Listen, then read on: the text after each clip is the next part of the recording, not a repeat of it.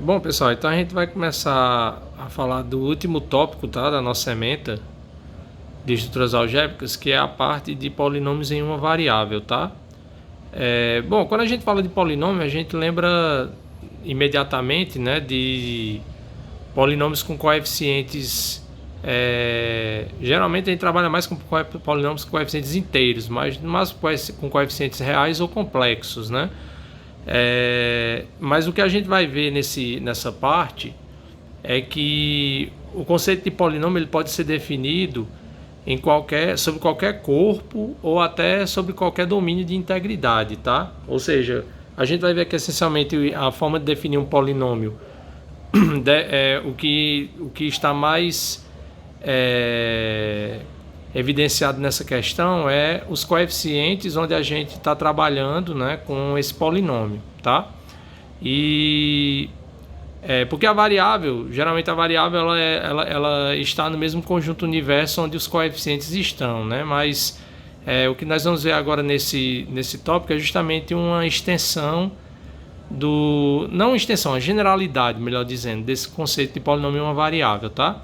Então, primeiro a gente vai, como o primeiro tópico aqui já faz menção, a gente vai falar de algumas definições e falar de alguns exemplos também, para depois a gente passar a demonstração de resultados que a gente vai ver que, assim como a gente conhece lá no estudo de polinômios com coeficientes reais ou complexos, aqui também, quando a gente fala de polinômios com coeficientes em um corpo qualquer ou um domínio qualquer, muitos dos resultados que a gente estuda, que a gente já tem em mente, também são válidos, tá? Então, a gente vai definir, né, como falei, um polinômio em uma variável ou indeterminada, tá? E a ideia é que a gente desenvolva, né, os tópicos, os parágrafos dessa seção, desse tópico que a gente vai estudar, de modo que a gente vai ver que existem certas analogias com os números inteiros, né? E aí, aqui o livro fala que e é o nosso objetivo também, dentre outros, né, de atingir até uma melhor compreensão algébrica dos inteiros, tá? Então, como é que a gente vai fazer isso? Então, a gente vai considerar K um corpo qualquer, certo? E aí a gente vai chamar de polinômio sobre esse corpo K em uma indeterminada X a uma expressão formal dada dessa forma. A gente vai escrever P de x igual a 0 mais ao x mais a 2x2, assim por diante até a mxm e segue-se dessa forma, tá? Onde cada AI desse, com I variando nos naturais, né? Ou seja, aqui no caso ele está considerando que o zero é um número natural, porque ele está dizendo que pertence aos naturais, tá? Mas enfim, com todo coeficiente AI ele vai estar em K e vai existir um número natural N tal que esses coeficientes eles vão ser zero a partir de um certo índice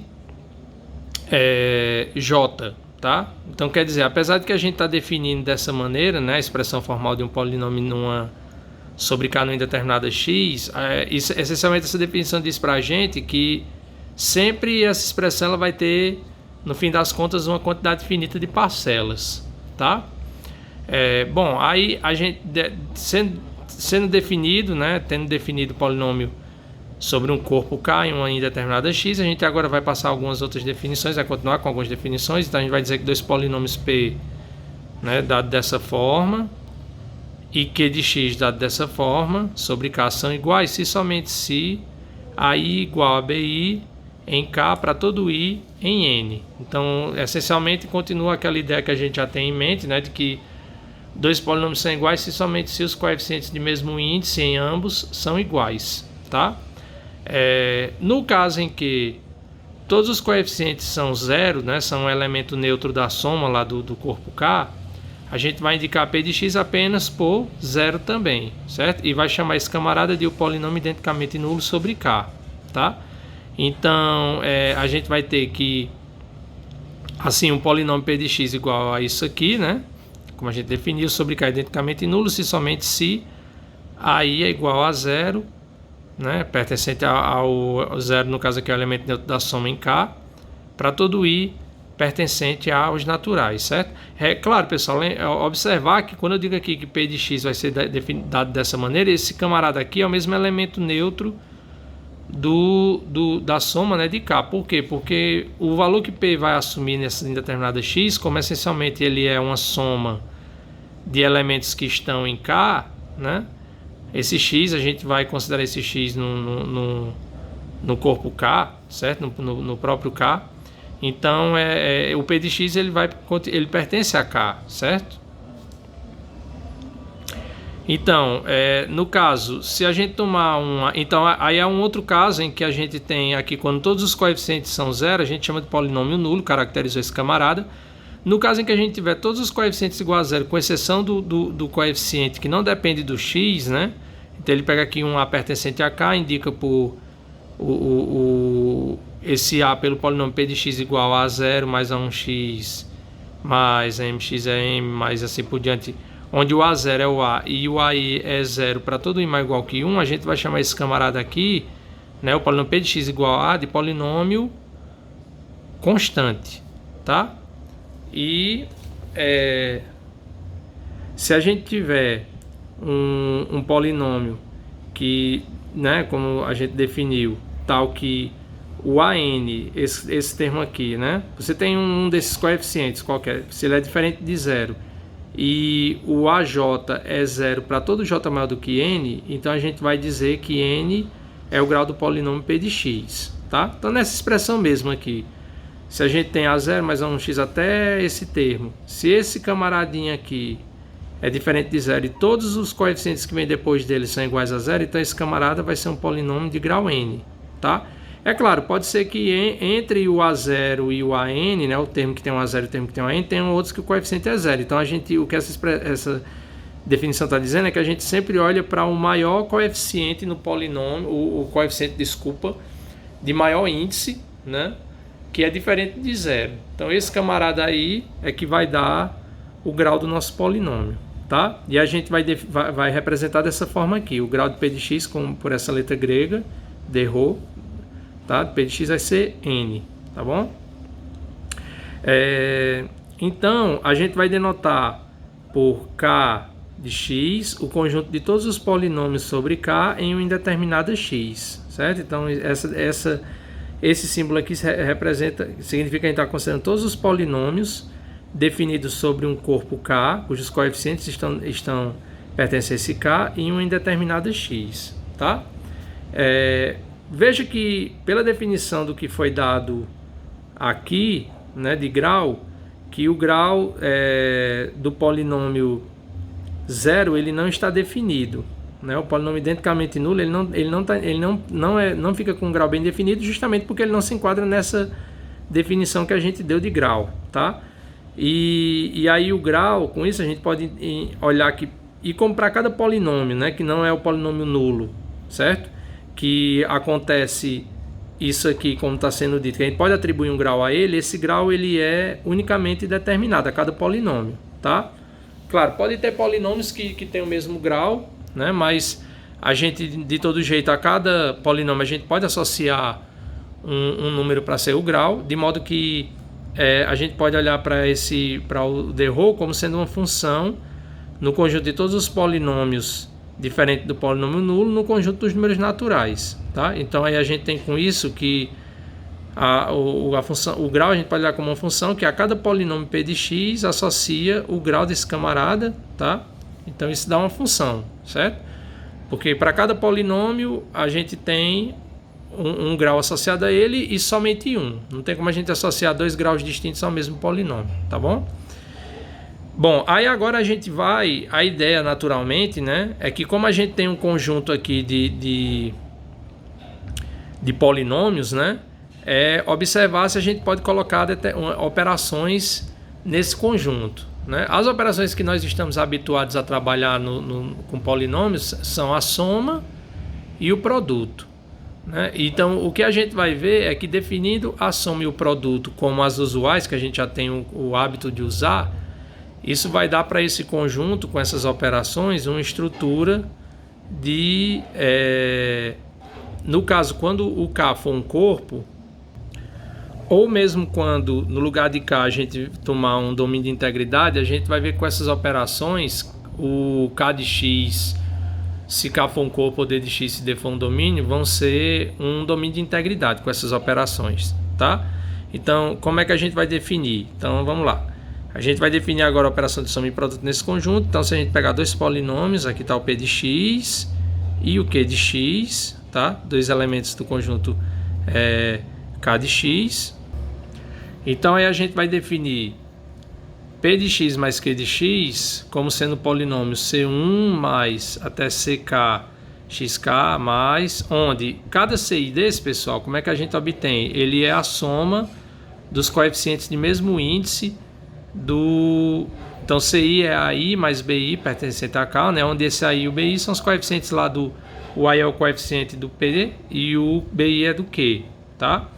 E o produto P de X, Q de X, a gente vai definir como... Vai ser o polinômio aqui que a gente chamou de C0, mas aqui no caso tem um erro, né? Porque é C0, enfim. E aqui vai ser C0 mais até CK, XK mais, onde nesse caso, quem é cada um desses coeficientes, tá? A forma de multiplicar aqui é aquele processo de distributividade, né? Porque essencialmente a gente vai multiplicar aí o quê?